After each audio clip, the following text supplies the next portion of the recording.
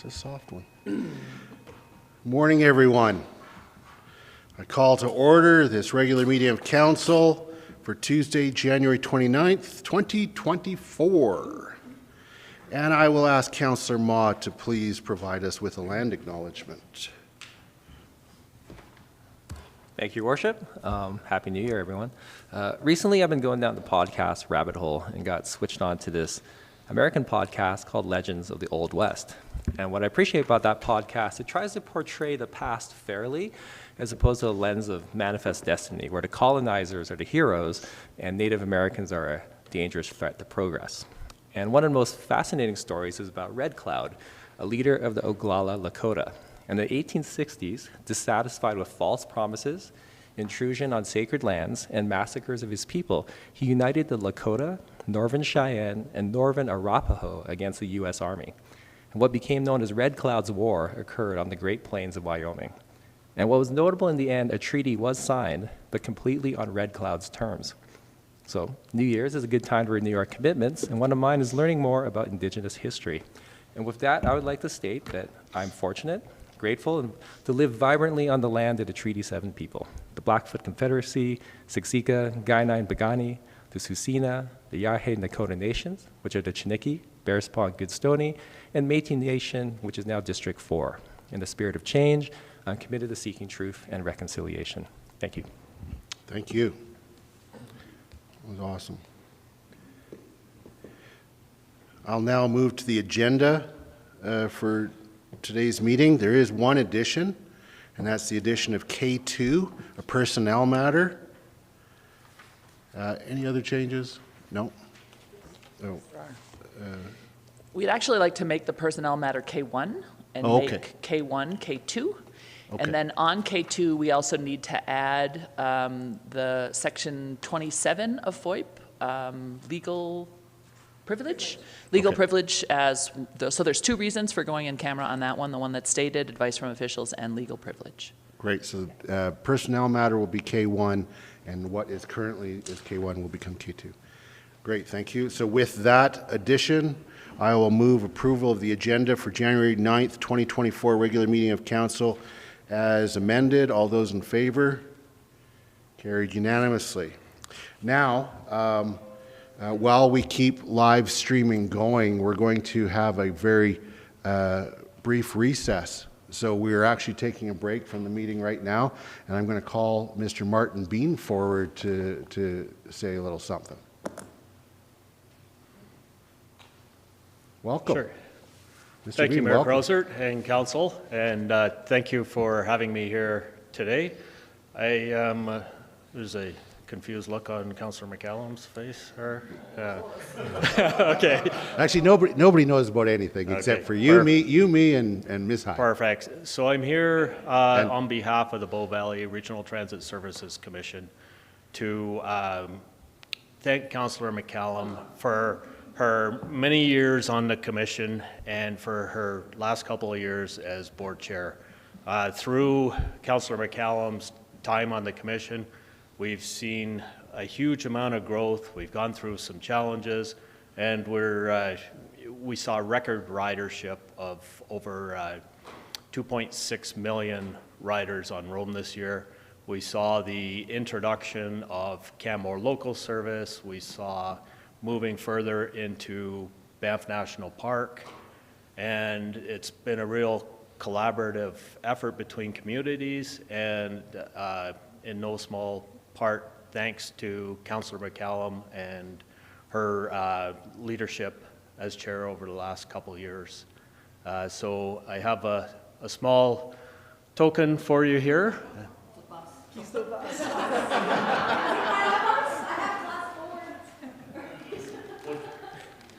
We'll just offer to upgrade you to a Class 2 license. So.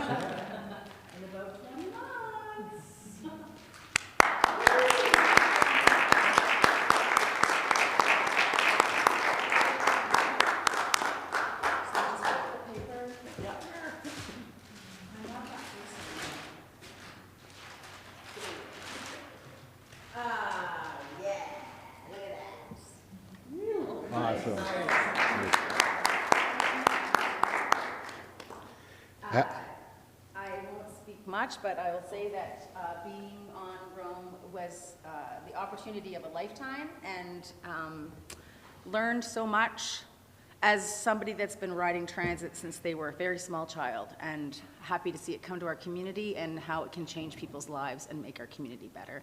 And you've been an amazing leader to work with. I've enjoyed working with you, and I've just been watching what you guys have been doing since October, since organizational, and so excited to see the growth and change that's happening with Rome. So thank you very much. And Thanks. thank you, Joanna. I just want to offer my congratulations as well. On the back, on my office wall behind I proudly display on my wall a Rome bus that was given to me after I chaired, and we had brought the local service on, but things were so much smaller, and Councillor McCallum, you've been on the commission a lot during that time and right on through, and so a lot of that growth you've been very hands-on with, so thank you very much. And once again,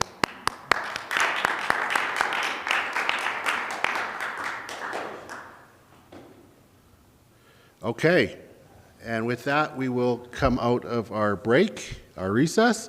Thank you, Mr. Bean, for being here today. And we will now move to D1, approval of the minutes. Councillor Hillstad, you wanted to note an item that you had found? Yeah, just 306-2023 and 307-2023. Just, it has the Finance Committee instead of Council, so Right. clerk's on it already. Right, so those, and I believe you brought those up with Ms. Hyde, and so those corrections are being made to show that they were actually made by council. Yes. Right, very good catch. Any other errors or omissions? Seeing none, I'll then move approval of the minutes of December 5th, 2023, regular meeting of council as amended. All those in favor? Carried unanimously.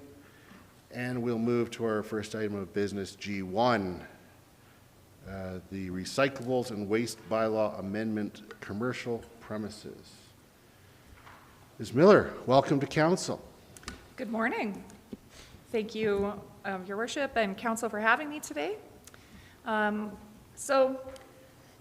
Since the enactment of the amended Recyclables and Waste Bylaw, community peace officers have addressed several properties that have not complied with ensuring their waste containers are adequately animal-proofed and maintained. As expected, due to the increased fine amounts, many of these files have resulted in violation tickets being brought to court for legal proceedings. The current definitions of commercial premises, owner, and occupier have been raised as potential concerns by our legal representatives when enforcing commercial waste at mixed-use buildings that have both commercial and tourist home use, or at buildings that are designated for tourist home use. For greater clarity and certainty when enforcing commercial waste, including food waste and recyclables, the following amendments to the definitions of commercial premises, owner, and occupier in the Recyclables and Waste Disposal Bylaw are recommended. So I'm just going to pull up, I'm going to switch back and forth a little bit here because it was a lot to put on a slide to show the old and the new. So the updated definition of commercial premises increases clarity when the commercial waste bins are at buildings designated for use as tourist homes. Any mixed use that has both commercial and residential uses and has the potential to address any commercial waste in businesses operated in a residential dwelling unit, should this become a concern. So because the previous definition said any building, structure, or premises which is not used for residential purposes, this created a bit of a legal loophole where mixed-use buildings and buildings designated as tourist home units could fall outside the definition of commercial premises. And as mentioned, this change in definition brings clarity when enforcing commercial waste offenses and provides a greater chance of being successful if contested in court. Does anyone need to go over the definition? Or Before you switch back? No, I think it's fine. I'm just going to scroll down instead. All right. So owner has also, we're recommending an update to owner. And the updated definition for owner includes condominium corporations who either own or operate on a parcel of land. And now this was not included in the previous definition and now provides greater clarity as to who can have a violation ticket served to them. Because that was another problem when there's a condominium corporation that's operating and managing the property, and we weren't able to necessarily deal with them directly sometimes.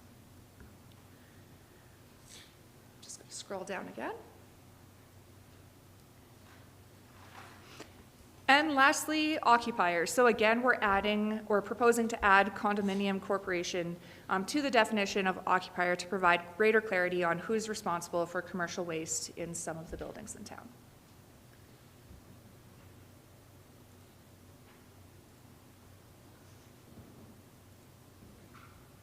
So the recommendations are listed in the report there to give first, second, and leave for third reading and third reading to these amendments, and happy to answer any questions you may have.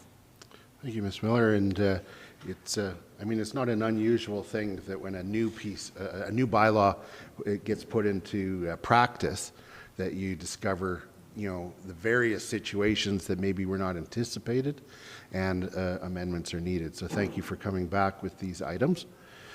Looking to council to see if there are any questions. Seeing none, thank you very much. Thank you. I will then move that council give first reading to the Recyclables and Waste Disposal Bylaw, amending Bylaw 2024-02 definitions. And Councillor Hillstad, you had a motion to bring. Yeah, there's just a small kind of error thing where with the current thing, the and would stay instead of just adding an or. So hopefully, Cheryl have figured this out. Yeah, so if I could, it needs to look like this. This is the old one with the track changes on it. So the Mike. amendment as Oh. is presented doesn't make this happen. Okay. So I'm suggesting, let's see. Lost my mouse. Hello? There we go. If we replace section 3B in the proposed amending bylaw with this, it will make the change that Councillor Hillstad needs to change. Good catch. Great. Okay, so there's catches the and when it should be an or. Is that correct? Yeah. Yeah. It's just with how it was originally written, you'd get or and. Yeah. It was just Okay. it was Okay. a release. All right, so Technical. there's an amendment on the table to correct the grammatical error there. And so I will see if there's any questions. Seeing none, on the amendment, I'll ask the question. All those in favor? Carried unanimously. So then we're back to the first reading. And so now it's the council give first reading to the Recyclables and Waste Disposal Bylaw, amending Bylaw 2024-02 definitions as amended. Any questions or any comments on that motion? Seeing none, I call the question. All those in favor? Carried unanimously. I'll now move the council give second reading to the Recyclables and Waste Disposal Bylaw, amending Bylaw 2024-02 definitions. Would anybody like to speak to that motion? Seeing none, I'll call the question. All those in favor? Carried unanimously. I'll now move that council give leave for third reading of the Recyclables and Waste Disposal Bylaw, amending Bylaw 2024-02 definitions. I'll call the question. All those in favor? Carried unanimously. And I will move that council give third reading to the Recyclables and Waste Disposal Bylaw, amending Bylaw 2024-02 definitions. Would anybody like to speak to that motion? Seeing none, I'll call the question. All those in favor? Carried unanimously. Thank you. We'll now move to item G2, 2024 Borrowing Bylaws. Ms. Rogers, welcome to council. Where will you be tomorrow at this time? Maui. Yeah, right on. Yeah, excellent. Someplace warmer. Someplace warmer, yes, thank you. Thank you very much. I'm here to present second and third reading of the borrowing bylaws that were presented to Council in December. So just a bit of a timeline for you. On December 5th, we had first reading of the borrowing bylaws. The bylaws were advertised in accordance with the MGA requirements the week of December 7th and again the week of December 14th. The 15-day petition period closed on December 29th. And we are here today for a second and third reading of those borrowing bylaws. No petitions were received, and so those borrowing bylaws would become valid 30 days from today or on February 9th. Great. That's it, unless there are any questions. Looking to see if there are any questions. I don't see any. Thank you very much. Okay. Do you want me to have the motions up on the screen, or are you good No, with what you've got there? I'm fine. We have them all in our packages here. So I'll then move. It's a series of bylaws here that require second and third reading. So we'll go through all of them here. I'll move that council give second reading to borrowing bylaw 2023-41, wastewater treatment plant, odor control, construction. Anyone wishing to speak to that motion? Seeing none, I'll call the question. All those in favor? Carried unanimously.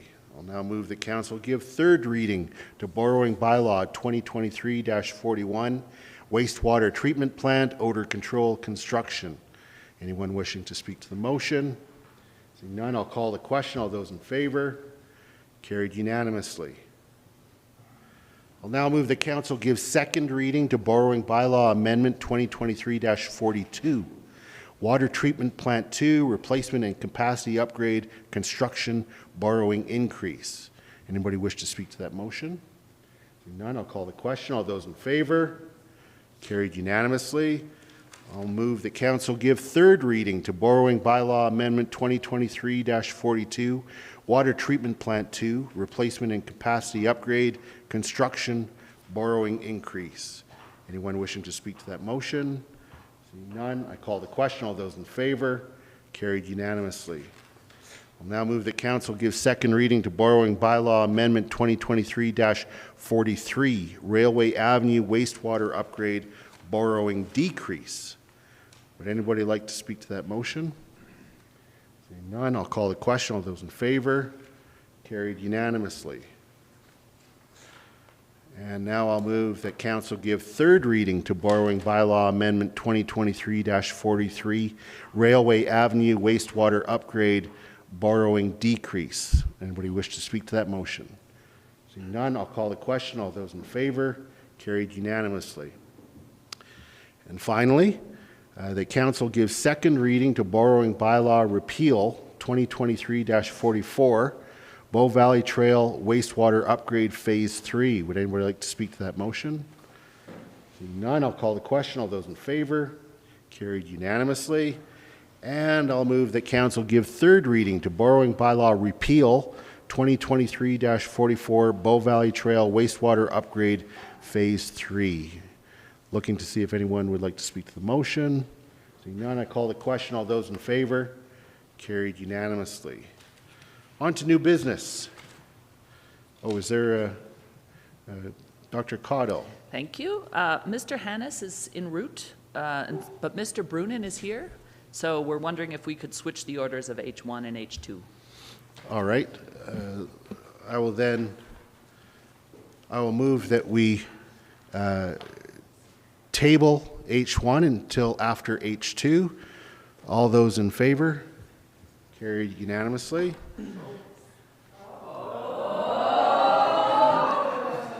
Too late, too late. We are now going to move to the H2 and return to H1. Livability. To Mr. Hannes's credit, it is earlier than it looked like it was going to be in the schedule. So we will move forward with H2, the Livability Task Force update. We have Ms. Rogers again, and Mr. Brunin has joined us. So Correct. Thank you. I'm very excited to be here before you today. The Livability Task Force has been working incredibly hard through the fall to come up with these recommendations to present to you. I would like to acknowledge Rachel Ludwig, who is a task force member who's here with us today. 3 members of council were also on that task force.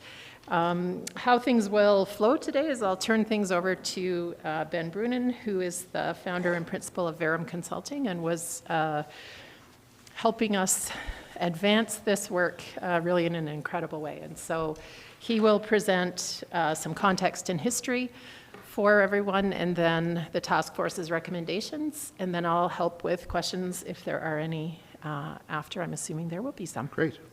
So yeah, over to Mr. Brunin. And Thank you very much. Mr. Brunin, welcome to council. Thank you. Thank you, Mr. Mayor and Council. And thank you to administration for inviting me to present the recommendations of the task force here today. So I was very privileged to have worked with many of you and the task force members to develop this, the summary report and recommendations of the Livability Task Force. So today I'll present to you a summary of the findings and recommendations and some of the insights that were drawn from the group as we advanced the work of the task force over the last several months. So as this is a sort of a summary of the direction that was provided by council to the task force. And so essentially in June, council approved the action plan, and on September 5th approved the creation of the Livability Task Force with 3 focus areas. So the first was developing a plan to phase out tourist home designation. The second is to investigate tax options to incentivize full-time long-term occupancy. And the third was to investigate tax options to incentivize purpose-built rental. And so we'll go through each of those here with some recommendations from the task force. So the first, developing a plan to phase out the tourist home designation. And so this slide represents a history of tourist homes in Canmore. It's largely intended to guide where we've gotten to today, or where the town has gotten to today with respect to the existence of tourist homes. So the creation back in 2004, and then continuing through its evolution, permitting tourist homes who are permanent residents to sign a statutory declaration indicating they're using it for a primary residence or for personal use, so that they would have a property tax rate similar to the residential property tax rate, and that occurred in 2007. Then in 2013, the declaration that was expanded to non-permanent residents to declare tourist home personal use option, which allowed them to benefit from the lower tax rate. And then in 2022, the decision to increase the tourist home class mill rate equal to the non-residential class mill rate. And then finally, just an update in 2023, the tax rate of 6.72 mils. And while the personal rate is 2.05. So that really is a quick summary of the history of tourist homes and where they've come to in the town. And then looking a little bit more closely about what the tourist home represents in the community, of all of the residential dwelling units, it is 4.4% for the tourist home that's not personal use. And then when we look at the tourist home personal use, that's 0.6% of the dwelling units. And so they're not a substantial amount of the housing stock. But they are a little more than the rental apartments as a class. So it's not insignificant, but still a small proportion. This slide indicates the change in tourist homes and other comparable types of units over time. So between 2013 and 2022. What we've seen is an increase in tourist homes from 525 to 685, so a 33% increase. So it is a growing amount of the base. And the other major growing amount of the base is the multifamily condo segment, which grew 32%. While still a relatively small proportion, it is an increasing proportion. And by context, the visitor accommodation set of units increased by 9%. Hotel units decreased by 9%. So for context, that's where tourist homes have come to recently. So definitely interest in those, definitely a growing segment, but still a small proportion. Part of the work also explored how tourist homes in Canmore compare in the short-term accommodation mix. And so this slide is intended to demonstrate how that's changed over time. So the upper graph is the 2022 short-term accommodation mix. So we'll see tourist homes represent 18%, hotel units represent 41%, and condos at approximately 41%. And if we look back to 2014 as reference, we see that tourist homes were a smaller share. So they were 10% compared to 45% for each of condos and hotel units. So while it continues to represent the minority of short-term accommodation units, it has increased, and it has increased its share relative to the other components. This slide is intended as a summary of how Canmore compares relative to other areas. And it's an older slide from the Rollo Rubinist report that was prepared for the town in 2015. Really, it's more of a contextual piece. How does the tourist home segment compare in Canmore relative to some of the other resort-type municipalities? And I think where we would conclude with this slide is that Canmore's pretty consistent. It's consistent with some of the other jurisdictions and areas in that condo, hotel, and single owner hotels are the dominant accommodation supply categories. And the rental of private dwellings are a minor source of accommodation supply in comparison to condo hotel categories. So the intent here is really kind of a comparative checkpoint relative to other jurisdictions. And I think the conclusion here is Canmore is quite consistent with other areas. So as the task force members deliberated on the approach to addressing and how to recommend changes to tourist home, there was a consistent consensus amongst the group from the early discussions that the intent is to respect the use for existing tourist homes, but to look at options for phase out of this use for additional tourist home, as well as explore options for phase out of existing tourist homes should it not be used for the purpose of a tourist home. So some examples and some options that the task force explored were eliminating the statutory declaration process, which would remove the option for owners to declare personal use benefit from the residential tax rate. This ultimately would remove that optionality for tourist homeowners to be able to benefit from the lower rate while still benefiting from having the utility of a tourist home.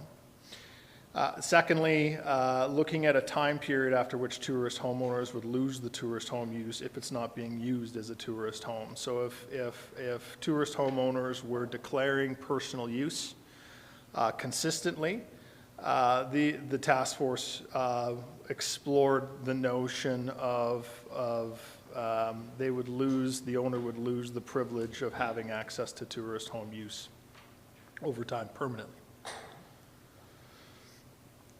And we look at, so that was the summary of the discussion for the existing tourist homes. But there is also the issue of future tourist homes, and the task force explored this as well. And here is a summary of the planned tourist homes in the communities that are authorized but not yet built. So there's the Three Sisters area structure plan with an estimated 900 to 1,300 tourist homes. Silvertip area structure plan, we did not get the specific number for Silvertip, but we see the visitor accommodation and the residential numbers there. And then Spring Creek, remaining Spring Creek build out in their area structure plan was about 40. So being a planned component of future development, the task force did explore options for addressing these. And we explored some of the process and authorities that council has to address them. So the plans can be amended, but do need to follow due process and legal constraints under the MGA. And specifically, the Three Sisters development, it was clear from the task force guidance that that would be subject to a different discussion. So this was not something specifically that the task force addressed, the Three Sisters development in particular. So some guidance from the Municipal Government Act I've included in this slide that provides sort of some helpful direction as to sort of what would be required when amending these plans. So council's not bound to undertake the projects in those area structure plans or in statutory plans, but it does need to adhere to the appropriate legal process. And so section 643 of the Act is a useful reference. It's the non-conforming use reference. And that reference provides guidance on requirements for council to adhere to approved and existing use. And it indicates that provided a development permit has been issued on or before the day which a land use bylaw or land use amendment bylaw comes into force, the development permit continues to be in effect in spite of the coming into force of the bylaw. And so that is the guidance for addressing future tourist homes that essentially have a development permit that has been issued when council wants to make changes to its land use bylaw that would prevent future tourist home use from occurring. It is anticipated that council would need to amend the land use bylaw and the relevant area structure plans to implement changes to future tourist home development and use. And so those timelines and that process does need to be something council considers. Guidance from the MGA planning sections indicate the process that you would need to follow, and notably at a high level, it's in notifying the affected members of the public and holding a public hearing. So that brings us to recommendations from the task force for existing and future tourist homes. And so this is a summary of the recommendations. And so the task force deliberated on all of these matters and recommends that council maintain existing tourist homes as a use. It recommends that council tax all tourist homes at the commercial tax rate, eliminate the personal use statutory declaration option for tourist homeowners, and enable tourist homeowners to request to have their tourist home reclassified as residential on a permanent basis. The task force for future tourist homes recommends that council establish a date in the land use bylaw after which new tourist homes will not be approved, and ensure there is a reasonable period of transition time prior to the effective date for property owners to plan and adjust. And as per the guidance of the MGA, honor all development permits issued prior to changes in the land use bylaw coming into force. And of course, from a recommendations perspective, follow due process for the amendment of the relevant statutory plans to enable these changes, such as the land use bylaw, the area structure plans, and if necessary, the municipal development plan as set out in the MGA. And I've included the specific requirements in the MGA just for completeness. So notifying members of the public who may be affected and provide a means for suggestions and representations to be made, holding a public meeting before giving second reading to the proposed bylaw, and the area structure plan and Three Sisters will be separate from other areas of the town and subject to discussions with the developer. And then finally, there was a good discussion at the task force about regulating tourist homes and the use of business licenses in ensuring that the tourist homes are adhering to the council policies and rules. And so the third sort of group of recommendations is requiring all tourist homeowners that rent their properties short-term to display a business license. And the license number must be posted in any online advertising of the unit, and there must be a license number for each unit. And currently, tourist homes are required to have a business license, but not required to display it. So that summarizes the recommendations for the tourist homes. So, Mr. Brunin, I'm wondering if, given each of the distinct sections, rather than wait for another 3 sections to go before any questions might be offered on this section, are you okay if we, I ask if there's any questions about the tourist homes right now? Yeah, I'm Okay. perfectly comfortable. Yeah. So, looking to council to see if there are any questions around the recommendations with respect to the tourist homes. I thought it was an excellent presentation and covered our discussions and explorations very well. Councillor Ma. Thank you for your presentation, Mr. Brandon. This is really great stuff. Could you clarify a little bit more? There's a part where you're talking about how I think people that have a tourist home, they can choose to expedite that process and reclassify as residential. Can you speak more to that? We discussed because council has that statutory declaration option for tourist homeowners to declare their property as residential and thereby benefit from the residential tax rate. The task force discussed retaining that option for tourist homeowners who want to use their property permanently as residential and not as a tourist home. And so what the task force is recommending is that council give the option for tourist homeowners on a one-time basis and irreversibly apply to have their tourist home designated as residential. And once a tourist homeowner designates their property as residential, they can no longer change that designation. They can't reverse back to a tourist home. So this honors the direction that council has enabled for tourist homeowners who use it residentially and want to permanently use it residentially. So that's what the recommendation is. We had a discussion at the task force as to the extent to which this would be we would see a substantial level of uptake. You know, we don't have a lot of information specifically on this, but we wouldn't anticipate that there would be a lot of uptake on this one, but it is a path to respect the optionality for homeowners to benefit from the lower tax rate, as well as to permanently transition the tourist homes into the residential stock. Okay, great, thank you. Yeah, and just to build on that, given that the recommendation is to remove the statutory declaration and therefore somebody who's currently paying a residential rate will be brought up to the commercial rate, it was important to have that pathway, should that be an important element of their ownership, that they access the residential rate and they could apply for it to be rezoned residential instead of tourist home. Okay, great, thank you, that's more clear. Councillor Graham. Thank you, Mr. Bruner, for your excellent work this past while. And just to build on Councillor Ma's questioning, residential would include long-term residential, correct? Like long-term rental, not just owner-occupied. Yes. Yeah. So if somebody wants to move away from that commercial class and have a long-term tenant in there, they would then pay the residential tax rate. Is that correct? So we had discussed at the task group, Teresa's here, you weren't here a minute ago, so clearly. She looks keen. Maybe I'll intro it and you can step in.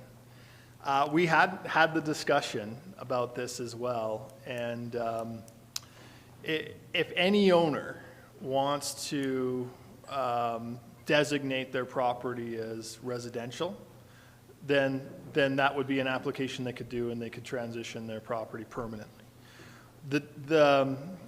We had the discussion about whether an owner wanted to permanently rent, or I guess not permanently rent, but rent long-term their unit, and whether they would qualify for the residential rate under that circumstance. And the task force discussion is sort of, I'll reflect it. It was the same, it's essentially the same issue as to whether you're renting long-term or whether you're using it for personal use. The benefit of owning the tourist home is that you have the option to use it as a tourist home.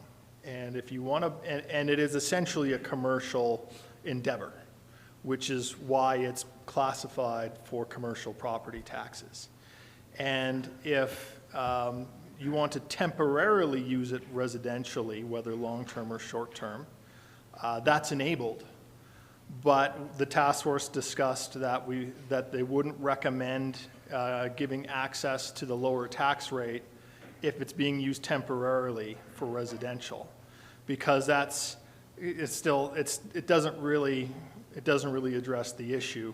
What council was seeking to do and the task force was seeking to do was incent or create the conditions to increase the residential stock, and having someone rent temporarily but still benefit from the tourist home use didn't meet that objective. And as a result of that, the task force didn't recommend that council extend the residential rate to tourist homes that are renting to residential temporarily. It's either permanently or not. Does that answer your question? Yeah, I think it's just really important that the public understands the direction we're going here and the opportunities that are before them. So I wanted to make sure that was inherently clear to everybody going forward. Thank you. Councillor Mera? I'm continuing on that same area. If a person chose to take this route, you said it's irreversible. If I decide to do that and then next year circumstances change for me and I need to sell the unit, will it stay? Was there discussion on that? Would it stay residential, or would the new owner have opportunity, if it's in a zone that's tourist, where it's approved, would they be able to go back to that? Was there discussion on that? There was a discussion on that, and the expectation is it would no longer have that use. So once the owner of the tourist home decides that they want to classify it as residential, it's permanent, and it can't revert back. And it would need to, this rule would need to be complemented with changes to the land use bylaw and clarity in that language, so that that's all in place. But the intent was there would not be the optionality to reverse it. Okay, thank you. Yep. Any other questions on this section? Seeing none, please proceed. Thank you. Okay, so on to objective 2, investigating tax options to incentivize full-time, long-term occupancy of residential units. So for context, here are some of the relevant statistics of trends in the Canmore property market. So this slide is an indication of the private dwelling. So there are different ways that we would be measuring and using data sets for looking at these numbers. I use the Statistics Canada census because there's consistency historically, and there's the ability to compare with other municipalities, and in this instance, the province. And it's primarily for illustrative purposes as to where Canmore sits comparatively to, say, here in this instance, Alberta. And so the percent of private dwellings occupied by usual residents in Canmore in 2021 is about 74%. And so what the intent there is to capture the number of, for lack of a better term, second homeowners or people who these aren't primary residents. When you compare it to Alberta in general across the province, that number is 92%. So Canmore is definitely distinct in that regard, and has historically been distinct over time, but consistently probably around 70 to 75%. The average value of an owner-occupied dwelling, so from a census perspective, we see here in Canmore in 2021 it was $943,000. For Alberta as a whole, it's $449,000 approximately. So here again, we see Canmore is disproportionately higher than the Alberta average. I don't think anyone in this room is surprised by these numbers, but it's primarily to illustrate some of the challenges that Canmore sees relative to the province. And so the task force was looking at options for how they might address the demand and that occurs in the town of Canmore for second homes, second properties, non-permanent residences. And we did some research and some comparisons with other jurisdictions. So there is movement and there is developments that are occurring in other jurisdictions that are applying, for lack of a better term, vacant home taxes. And so we have the city of Vancouver as an example, applies a vacant home tax, vacant property tax of 3%. The city of Toronto has a vacant tax of 1%. And the province of British Columbia has a vacant tax of 2%. To understand, and part of what we were looking at is how these would be designed and some considerations. So first is all involve property owner declarations. The intent here is to help council understand what it takes to implement these. So the property owner declaration, I think, I would consider to be the consensus for how to administer something like this. There's just not really a way around that. There just has to be, a comprehensive kind of survey of the owners. Secondly, I'll include 6-month continuous occupancy minimum for exemption. So there is a question of how you define a vacant property. That's really where that gets to. And these municipalities define them. You need a minimum of 6 months continuous occupancy to be exempted from this. And I'll have a number of exclusions. And I add this point in here, and we had a discussion at the task force about the exclusions, but primarily so that council has awareness that there is some complexity. It's generally got some gray area in it, and council will need to make some administrative decisions about what applies and what doesn't, largely nuanced and in the margins. And then in some cases, the revenues are earmarked for affordable housing from a guidance perspective. So this was also shared with the task force so that they had the context about how these municipalities are approaching this issue. And then finally, all were phased in over time, and that's just good public policy practice to give everyone time to adjust. And then some metrics. There were some questions about, so what is the impact of these? And just as a data point, one example, the city of Vancouver vacant properties fell by 20% in 2020 to 2021, and again in 2021 to 2022. So when they apply this tax and they track the vacancy rates, they are seeing the results that I think they were interested in seeing. So for the town of Canmore, the town and the Municipal Government Act does not authorize expressly vacant property tax for municipalities, but council and municipalities have the authority to establish subclasses of residential property on any basis a council considers it appropriate. And there are some rules around them, limitations. Each subclass can have a different tax rate, but provided the lowest residential rate is not less than 20% of the highest non-residential rate. So that's the residential to non-residential linkage. And each subclass tax rate must be greater than 0. And so they're quite clear in the Act that council can't create a subclass and zero out the tax burden. There has to be some tax burden. And so this authority it's likely within this authority for the town to create a primary residence subclass.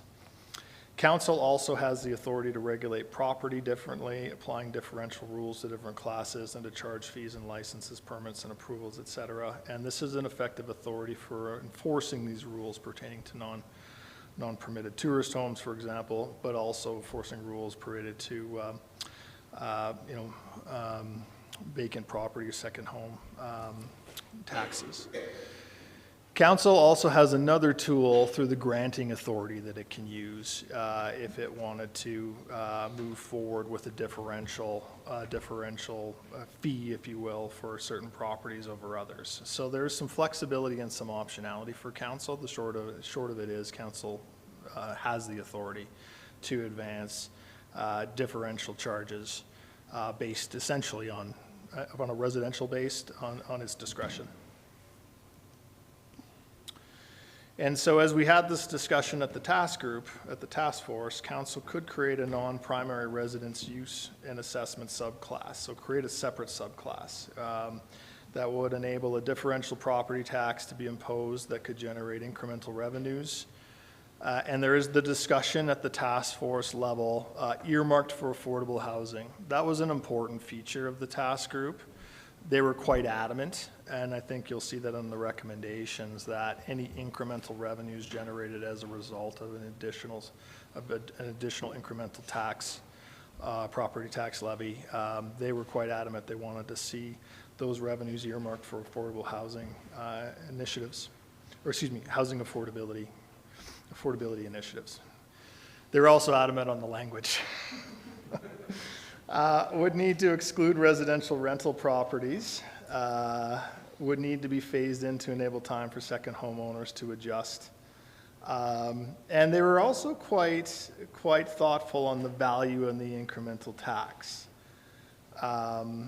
They would want to start low and observe the results and effects. So this, you know, as is with, I would say, any tax policy, prudence and caution is always sort of a useful guide from an implementation perspective, because there are often unintended consequences, and it's important to be thoughtful and observe those as from an implementation perspective without being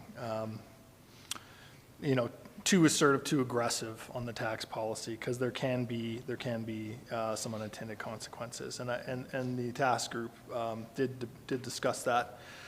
But the task group also discussed ensuring that the incremental levy was meaningful.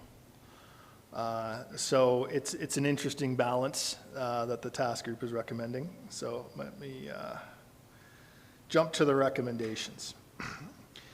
So the task force is recommending that council implement the primary residence rebate program, essentially. And as we think about the primary residence rebate program, it could be administered as a new primary residence property tax subclass.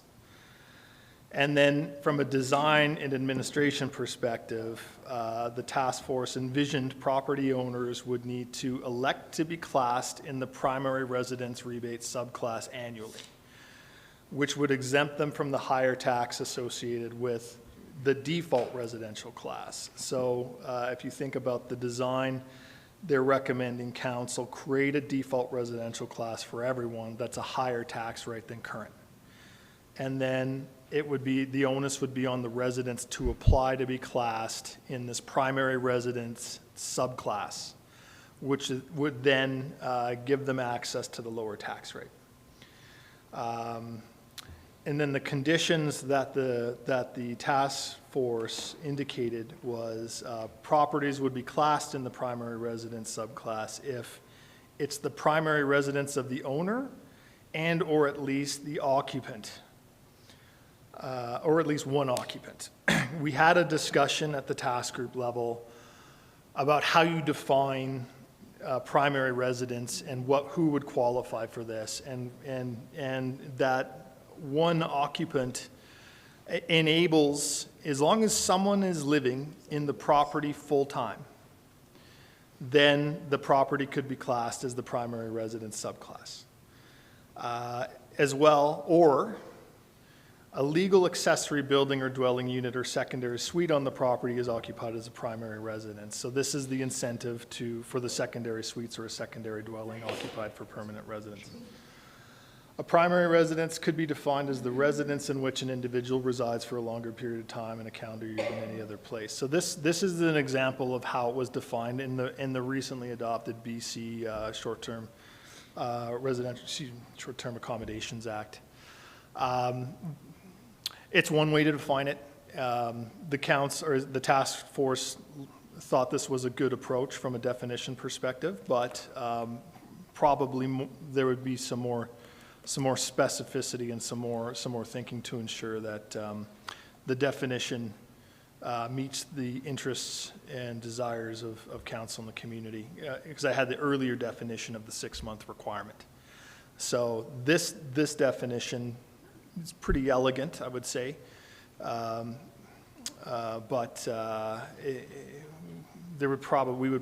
council would probably want to spend a bit of time making sure they get the accurate definition that meets the needs of the community. And then it does not apply to tourist homes. So the task force was quite clear. We addressed tourist homes separately. Tourist homes would not apply here unless the tourist home decides to opt to be permanently residential. And the task force also wanted to ensure that council gave consideration to streamlining this designation with other residential-focused benefits, such as the parking permits, to create a user-friendly process. There's an opportunity here to streamline, and the task force certainly was interested in making it as easy as possible for residents to opt into the primary residence program. And then finally, the task force is asking council to explore creating an education program for owners seeking to rent out their properties as a primary residence. You know, this is a tool and a potential way to incent and encourage property owners to get over that hurdle of what it takes to decide to bring their properties onto the market. Just some good guidance on how they would want to set up their property, the things that they need to consider from an insurance perspective, or some guidance on how they would go about advertising or screening and managing their property. So this is kind of that helpful support program that creates that incentive for owners looking to avoid the higher cost and bringing additional supply to the market. So that summarizes. Let me just quickly go to the next slide. Here we go. We'll just continue. Those are the main recommendations, but the task force has provided a little bit of guidance too. This is where I speak to that issue of higher taxes for those who do not qualify for the primary residence subclass should be meaningful.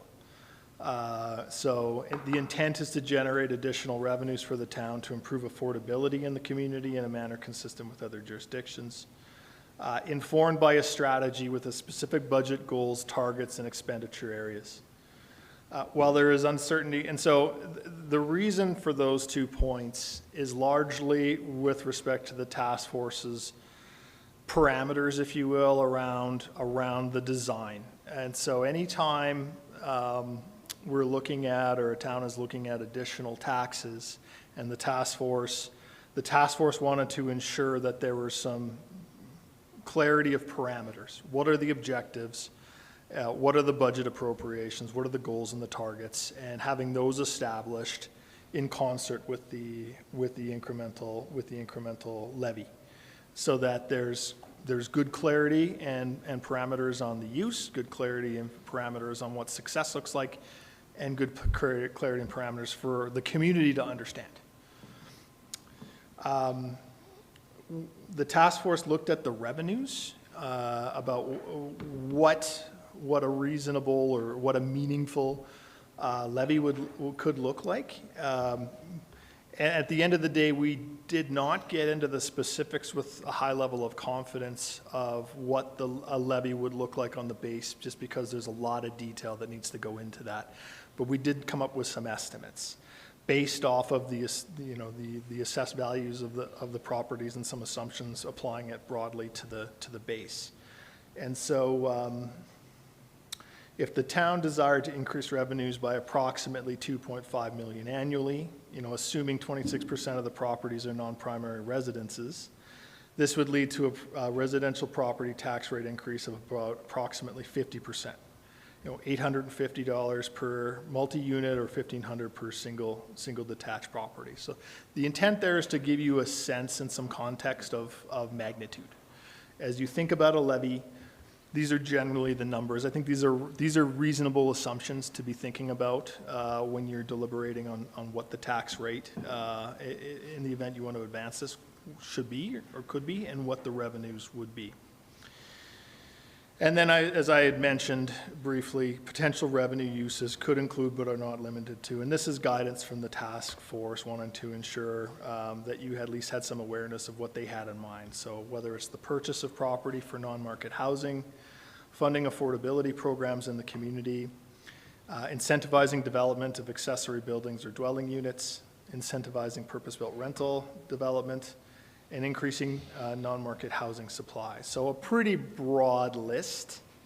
And they wanted to provide this guidance to council. Of course, they would look to council to make the decisions on what they would want to spend the revenue on, but the task force is suggesting, this guidance. And then the final point here is really about budget considerations. So developing the program budget, need to budget for the incremental administrative costs. That's just an important point in any tax policy administration when you're looking at something specific. And here, there is administrative cost that comes with this, and those will scale, but there is a requirement for sure, at least initially, to plan for that.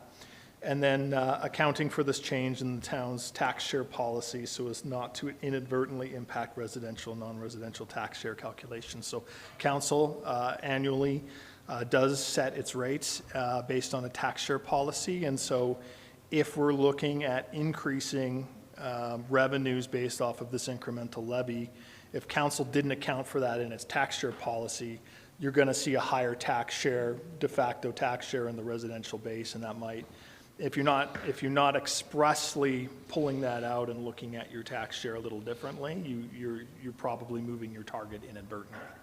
So it's guidance from the task group regarding the tax share. I've got one more slide, and it's with respect to the revenues. Maybe I'll just pull it up so that you have that clarity. But it's essentially illustrating what I've described for you in the recommendation, and it's largely for your reference. Anytime you're looking at incremental levies, it's always helpful to understand how they're distributed within the community. So this slide illustrates that. So I'll pause there, and maybe I'll return it back to the recommendations as we Looking go to council to see if there are any questions on this primary residence rebate section of the presentation. Councillor Graham. Thank you, Your Worship. I guess my questions now are going to be regarded around timing, and should council adopt policies like this, when could we start to see them coming into effect? Are we looking at 2024 tax season, or are we looking at 2025 tax season? Would likely be 2025. We really need to spend time now, once we get direction from council, on building these programs, providing notice to property owners, and just the way the tax cycles work, it's likely it would be 2025. 2024 assessments, or 2023 assessments are complete. Tax notices will go out in a few months. There just isn't time to develop a program robust enough, quickly enough to get in effect this year. That makes sense to me. And it also gives the market a little bit of time to know that this is coming down the pipe. That's right.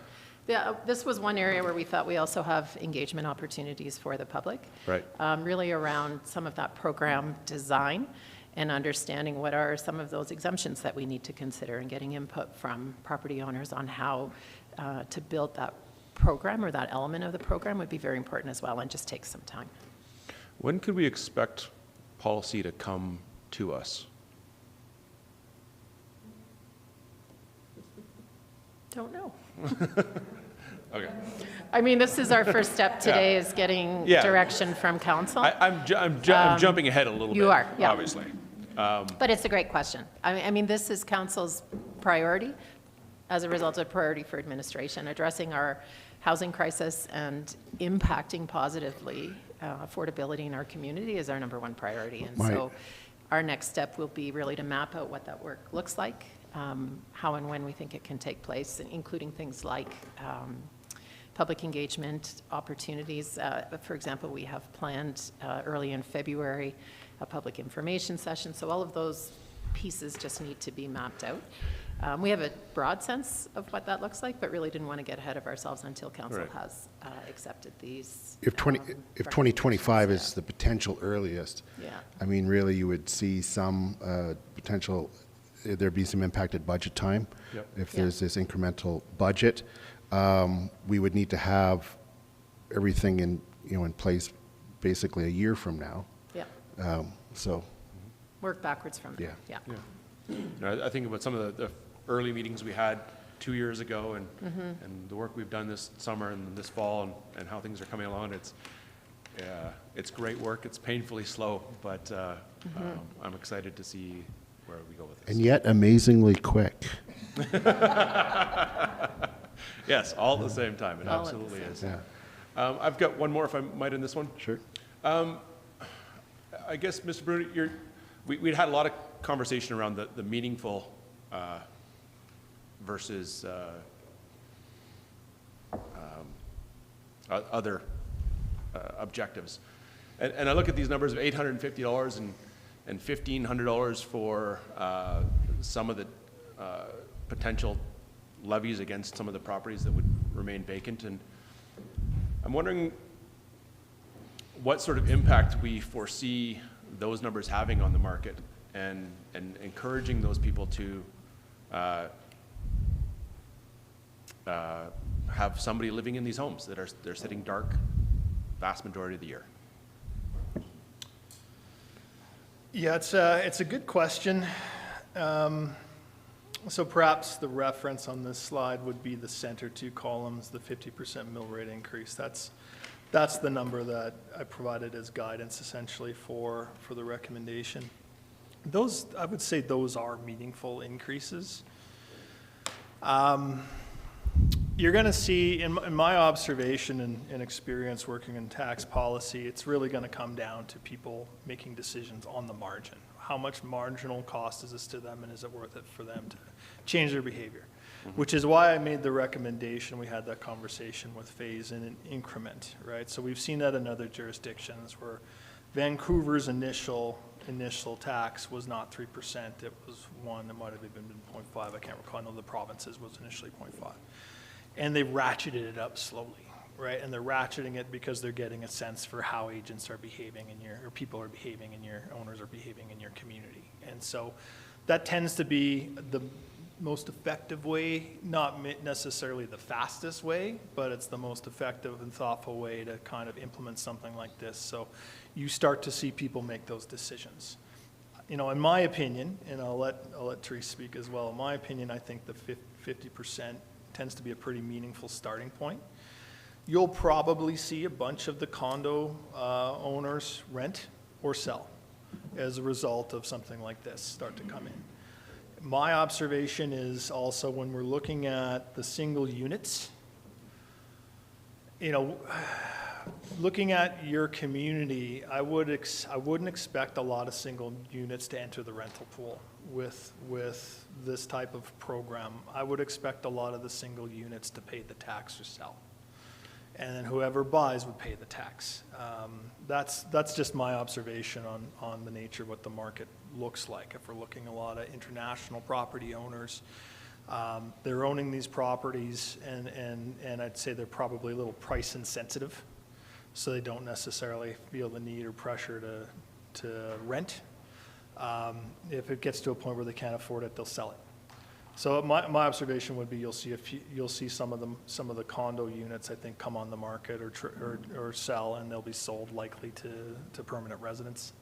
And then the higher value properties, I think they'll just get caught in the tax. Did you want to add anything? I would just add, the City of Vancouver produces an annual report each year just to show progress, and they've seen a decline of 20% each year that they've had their vacant tax in place. So it's having some impact there. Whether that's going to be the same impact here remains to be seen. Our markets are quite different. And then this illustration that's on the chart will be really one of the most meaningful things I think that Council will need to decide, and we'll work with you to present options. There's a couple of different ways of looking at that, but really one of the things at the end of the day is understanding your priorities with the funds that are collected and how much we need to collect in funds and over what period of time, and that really helps define what that increment is going to look like or needs to look like. Yeah. Vancouver did start at 1% of the home's assessed value, and they're now up to 3% of the home's assessed value, which is quite different than, I mean, you're looking out on $1 million property, $10,000 for 1%, right? It's quite a different number than we're looking at here, and so that is going to be some of the discussion and considerations that Council will need to think about. Yeah, the suggested starting point is not anywhere near No. those sorts of numbers. That's right. And I think I would just add from my perspective, I think that the objective underlying this is that every housing unit contribute to the solution, either by becoming a primary residence or helping to fund solutions. One or the other. Choose your path, but you're going to be part of the solution. Councillor Ma. Thank you, Your Worship.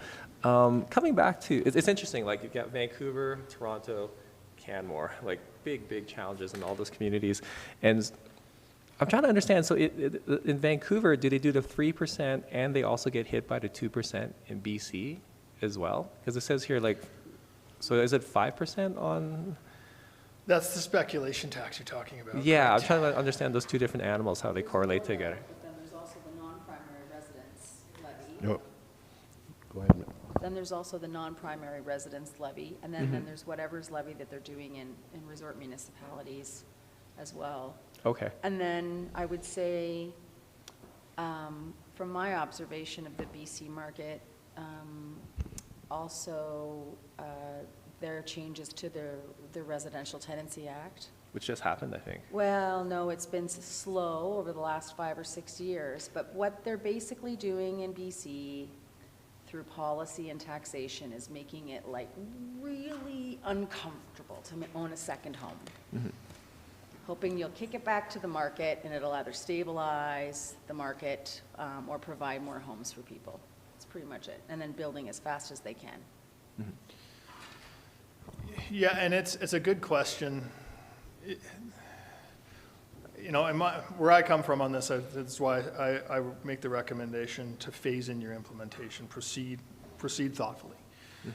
You're not in the same market as Vancouver. You know, a 3% tax in Vancouver is a different thing than in Canmore, and the task group really wasn't talking about numbers of that Right, magnitude. of that. That's quite high, but the task force did explore 50, even looked at a 75% or something like that.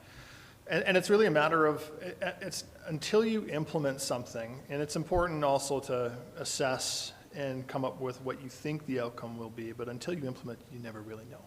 Right. But you always have the option to increase or decrease over time. But the decrease always tends to be a little bit more painful. So if the town were to advance in a little bit more of an aggressive manner in the overshoot, you don't want to find yourself in a place where for whatever reason, you've overly burdened this segment of the market and you've got some unintended consequences. But if you were to progressively increase, it tends to be able to absorb it better and people can react better. So that's just my guidance. Sure. Guidance to you on that. So I really hear the underlying narrative here is like approach this cautiously in a meaningful, smart way.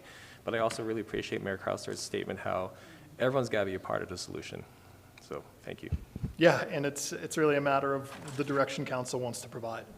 And, and I think to Teresa's point, if we look at a 50% mill rate, you're looking at 2.4 million annually from a revenue perspective, and that's assuming all of these properties pay, and not all these properties will pay. Some of these properties will rent, and that's also assuming this property count is accurate, which we're not sure that it is, but it's guidance.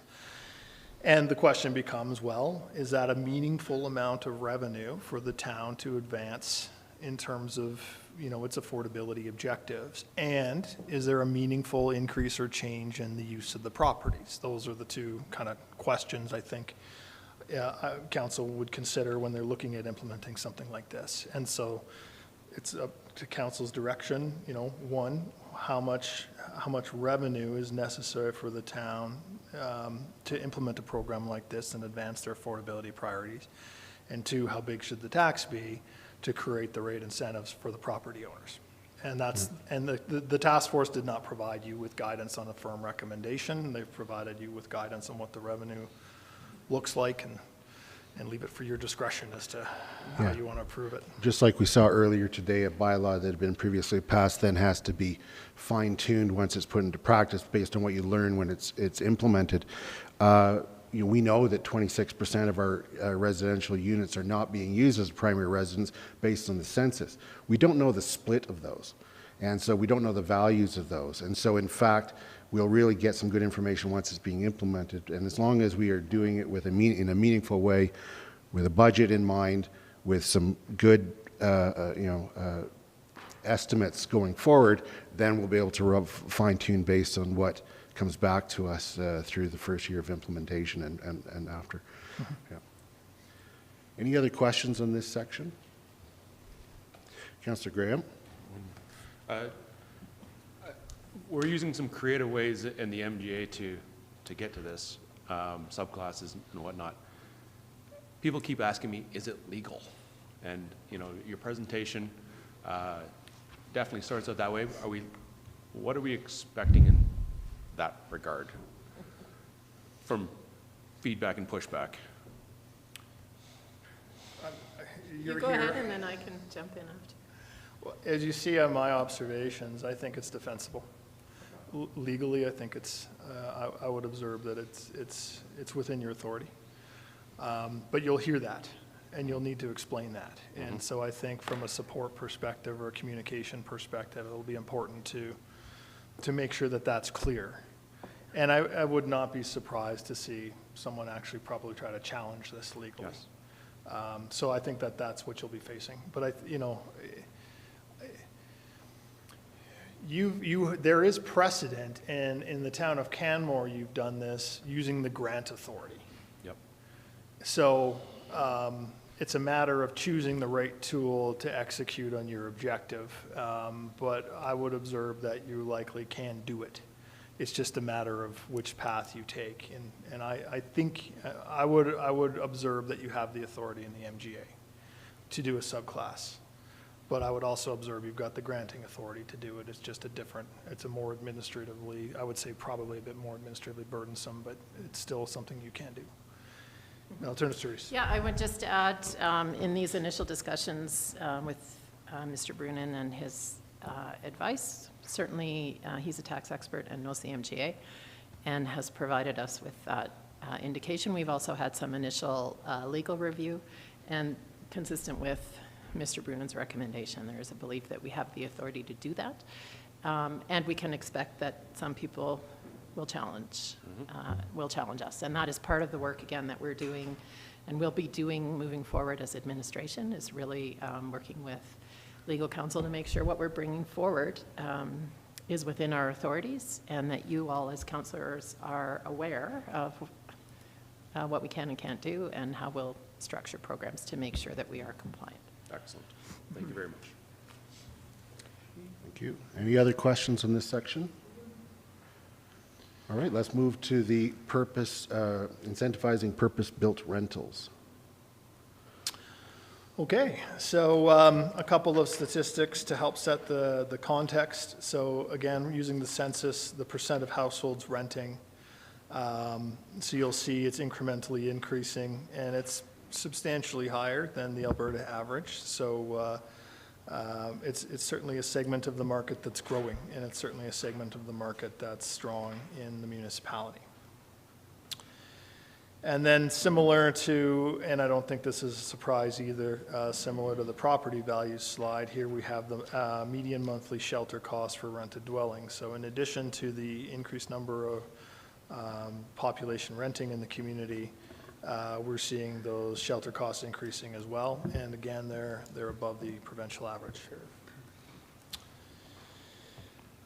This is a slide that I prepared as a forecast of dwelling units for the municipality. So just looking at the trends in the town of Canmore, as well as the occupancy rates in the town, and notably the occupancy rates for the permanent residents, not the non-permanent. I've prepared this forecast of how many units the municipality would need to build in order to accommodate what I would a population increase over time. And I relied on the Bow Valley Housing Needs Study to help inform some of this, but essentially by 2030 would expect to see 2,100 or so total units needed for full-time residents. 34% would need to be rental dwellings. 45 would be sort of townhouse row. 45 would be apartment condo. So those aren't you know, in addition to the 34, they're just the mix, and 10% would be single detached. And so this is intended, and then 2,600 of those units need to be, you would need 2,650 if you're including dwellings for non-usual residents. So that's the delta. If you're building units for permanent residents for 2030, based on, I think I assume maybe 2% population, the census historical average. We're looking at 2,100 units. If you're building units for permanent residents and for non-permanent residents, just assuming the existing mix, we're looking at 2,600. So that's the order of magnitude that is just for illustration about the need for the community looking ahead. And as part of the work with the task force, we're looking at the rental market, the purpose-built rental market. And this is an imperfect data set, but it's for illustrative purposes. And so the top table looks at the unit changes by type of property. So tourist homes, we've talked about that. There's 170 units that came through from 2013. There's the multi-unit and the single unit total. So that's more illustrative of the nature of the type of properties that have been growing, and I don't think that's a surprise to council. What we've in the lower two tables, it's an illustration of some of the more prevalent rental properties that have been built. So there's the View that came on in 2018, Rundle House in 2018, Peaks in 2018, and the percent total change since 2013 is about 22%. Then we're looking at the averaged assessed value of the units. So if you look at these average assessed value, this is probably one of the more telling tables. So when we look at your assessment roll, we look at those purpose-built rental, and we look at how much that assessed value per unit there is. I know that they don't sell like that, but this is their value. And you look at the value for the View, it's 183,000 per unit, or Peaks is 149. At best, you're looking at, say, Rundle House. But then you look at a multi-unit condo average assessment, you're looking at 800,000, or you're looking at a tourist home at 700,000, or a single unit is 1.4 million. So there's a value difference in these purpose-built rentals that's pretty substantial. And it's a different business model to build the purpose-built rental, but the starting economics, if you just take these economics and look at them, they're very stark in terms of the difference. I'd say one of the other complicating factors in Canmore is access to land. And we look at the value of the economics, and it just looks like it makes a lot of sense to build these condos, sell them off, and there's limited land supply. And those two factors together create, I would say, they don't create the rate incentives currently for purpose-built rental. They're just at a disadvantage. So council has the ability to incent and encourage specific types of development. So we start with the authority. So one of those authorities can be a rental subclass, charge a differential tax rate, very similar to what we just discussed on the last priority. But council can also apply its authority in cancellation, reduction, or refund or deferral of taxes. And that has some specific parameters on it, but it has an authority that I think can be applied. And then thirdly, there's the authority, the granting authority that council has that can be applied in this instance as well. And I'd say the best guidance we have happens to be provided by council very recently. So at your November meeting, council directed administration to exempt 900 Railway Avenue from 75% of the municipal portion of the residential property tax for 10 years. So I quoted that. And then we've got the conditions that you've put on it. So provided that the property remains a long-term residential rental property with a minimum 12-month lease and at least 95% of the units rented to residents of Canmore. And in support of this exemption, administration is directed to enter into agreement with the principals, including terms that council be provided with an annual report on residency of tenants. And if the property is ever converted from a long-term residential rental property, then the exempted taxes will become immediately due. So that guidance was very helpful for the task group because it gave us pretty clear insight as to the direction and the conditions you were interested in. And we debated this, and we did spend some time, and I have spoken with that particular proponent with administration, and sought to understand their issues, sought to understand the challenges in their economics, and understand sort of the meaningfulness of the impact of the municipal portion of the property tax and that relief that it brings to them, both in terms of accessing financing and in terms of just the overall economic model, and it's material. It is material. Our recommendation to council is through the tax relief or grant authority, and maybe I'll pause there. We did not recommend a subclass, and the reason we did not recommend a subclass, or the task force did not recommend a subclass, is because it's too broad. It would have to apply to similar properties similarly, and that wasn't the guidance that the task force wanted to take. The intent is to incentivize new. And so to incentivize new, it has to be property-specific incentives, so not assessment-based specific incentives.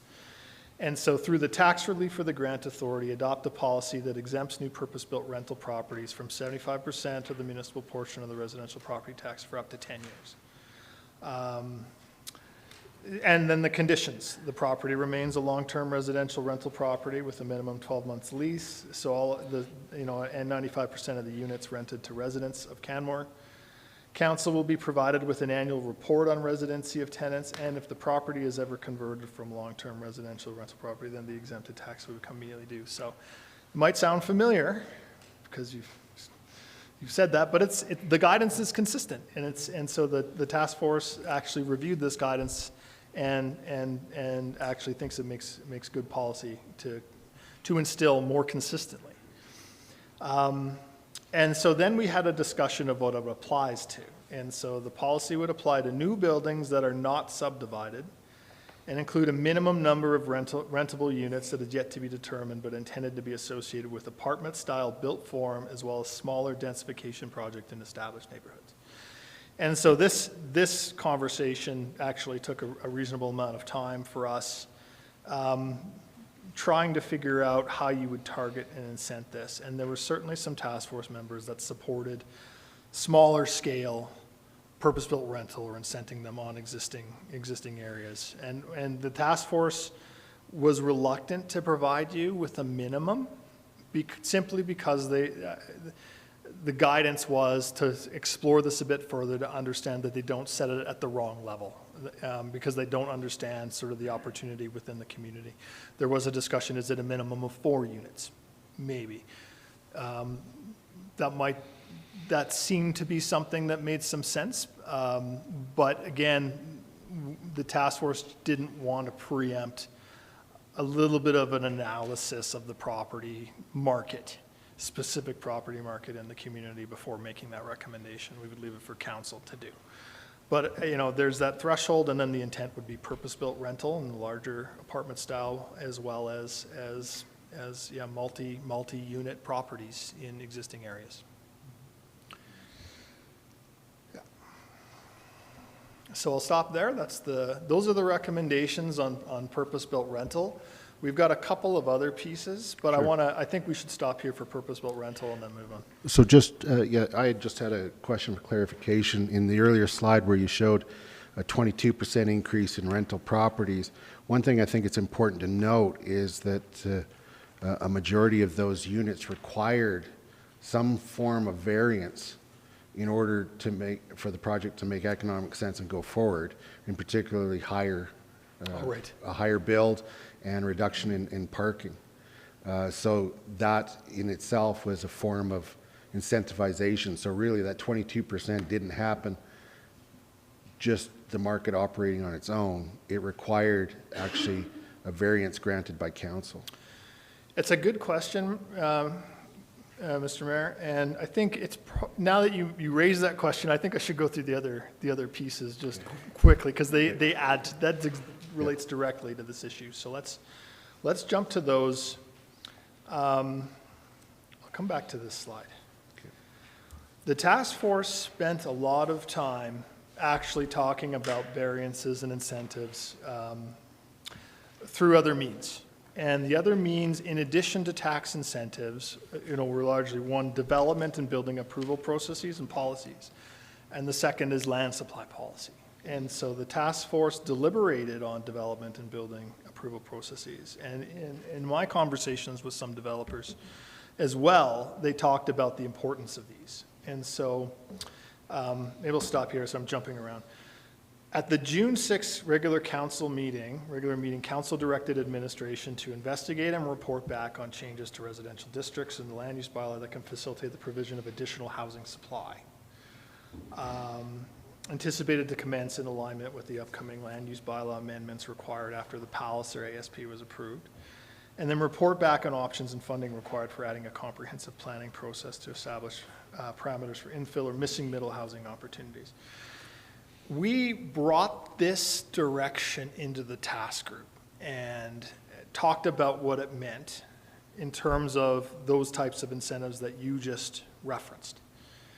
And the task force consensus was those types of incentives would be included in this work. And the task force specifically recommended that as part of that process, administration consider these bullets.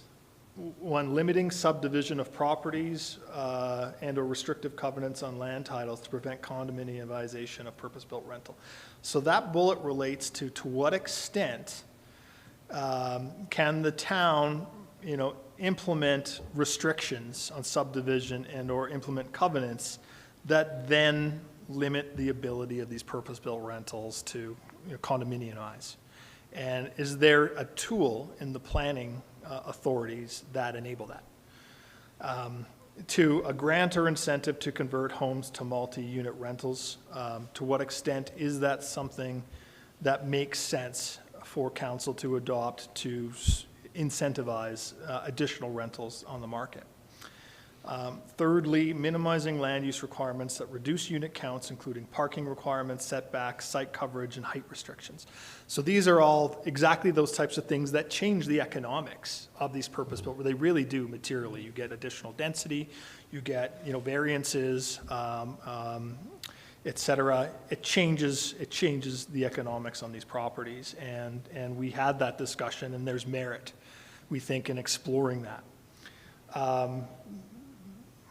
Fourth, fast-tracking approvals for rental properties, including the prospect of additional resources, without getting too prescriptive, but there was a pretty good discussion of to what extent is purpose-built rental something that can be prioritized in the planning process, and we engaged the planning team, Whitney's team, in these discussions. Whitney was present throughout all of the task force conversations. And it's an open question. The task group suggested that it get looked at, and there's dynamic with that, but the idea would be that the task force is recommending administration explore that issue. And then finally, development of pre-approved standard rental variance packages or housing designs or additional dwelling unit designs. At least worth exploring. And that's where the task force came to a conclusion perspective. Is there a suite of variance packages or design packages that could be applied and that are pre-approved and could be brought to bear to bring new properties to the market, in an expeditious way? And there's balance in that question. Does it fit in all areas of Canmore? Is there a concern about too much consistency, et cetera? Nonetheless, the task group has asked that these elements be considered as part of that process that council has directed administration to explore. And so we see it as a complementary piece, which then kind of takes me up a couple slides to this recommendation, which is the town develop an overarching policy to incent rental housing, which would include a breadth of tools, including the tax incentives, but also including the development and land supply policies. Because it does require a broader view, and the tax incentives are impactful and they can be very meaningful, but there are a pile of other incentives and tools that are available to the town that you can bring to bear. And if they're brought to bear in a kind of cohesive strategic approach, we think that will be the most effective. And then I'll conclude on this with this land supply policy piece. And so, the town has explored things, for example, like the retail gap analysis recently. And we've had conversations in the task group about assessing underutilized properties in the community. And to what extent is there kind of a more strategic or holistic view that council can bring to bear in looking at underutilized property, vacant land supply in general? And so the task force is recommending the town strategically assess the potential rental supply in the community and create an inventory of underutilized municipal land that could be used for rental development. And some examples are surface parking or vacant land, because there's awareness of these parcels, and task force members know they exist, but there hasn't been that kind of cohesive strategic approach, right? And then secondly, the town recommend that the town develop a land supply strategy to guide development. And this takes it a little bit broader, but it is important to think broadly about your land supply. And so this includes things like developing criteria for inventorying and ranking your parcels. Not all parcels are equal. Some are more conducive, some are more ready. Some have better ownership structures that are more interested in working with the town. And so as you inventory the land, there's also criteria you can apply and bring to bear that would rank and prioritize the development of those properties. And that's where this is getting to. But then there's another piece that the task force recommends is balancing the rental supply with other uses, including commercial, industrial, and other residential, and set criteria for each. And this takes back a little bit to that retail gap analysis and some of the discussions that are occurring. To what extent do you develop land in industrial areas for residential? It can be a challenging issue, but at the end of the day, whatever decision council takes is generally final. So if you build residential property in an industrial area, those residents are going to be there and those properties are going to stay there. And what impact does that have in the industrial area? And is there, and will it ultimately lead to limitations on industrial property existing? Probably. As well as, are you in a short-term basis increasing residential, longer-term losing industrial that you may need one day?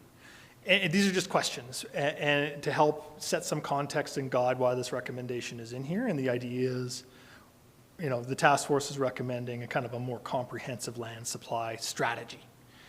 You do it now, and I know it's a big piece of work, but you do it now, it sets you up very well longer term. And ultimately, that, I think, was the guidance of the task group. I've personally been involved in those types of strategies. I sat on the City of Calgary Planet Calgary Municipal Development Plan Review. I was a member of their task force. And I participated in all of this type of discussion. And I've observed the outcome. That was in 2008, 2009, 2010. And I look at the city now, and the impact of a strategy like that will last, and it worked. They densified on nodes and corridors, they identified areas for underdevelopment, and they developed it the way that they envisioned it would happen. And I offer that to you just as context that this type of strategy can actually have a really meaningful impact on the success and viability of the community long term. So the last piece was the task force explored a wide range of issues and noted that there was a merit in a future task force to review and explore changes to the town of Canmore's requirements for businesses to provide or contribute to employee housing. So we had this conversation with respect to building and rules around employee housing. And the task force came to the conclusion that there's probably some merit in looking at this again. And looking at some of the incentives that were created, the threshold minimums required for companies to build versus, and seeing how the built form has evolved and exploring whether there's a change that can occur there. So the task force provides that kind of final guidance. So I'll pause there. Ed, you had one question. It went on. Yep. but Thank you. Thank you for that clarification.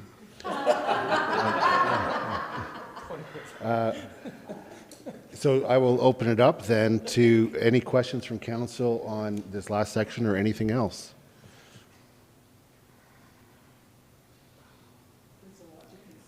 I think we're good. Thank you very much. I just ran out the clock. Is that the strategy? Yeah. Thank you very much. Thank you very much, Mr. Brunin. Before putting a motion on the table, then I would like to. Ms. Rogers, did you have anything else you wanted to say? I just wanted to do a real quick wrap-up. Yep.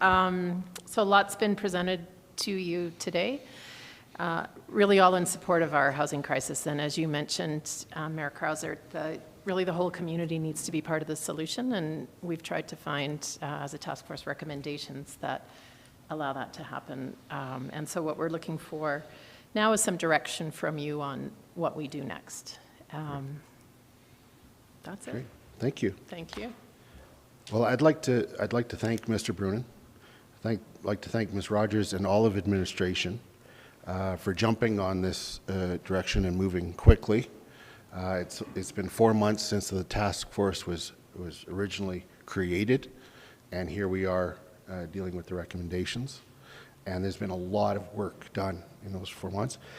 And therefore, I'd especially like to thank all of the task force members, volunteers from the community, members of council, who gave of their time and really came to the discussion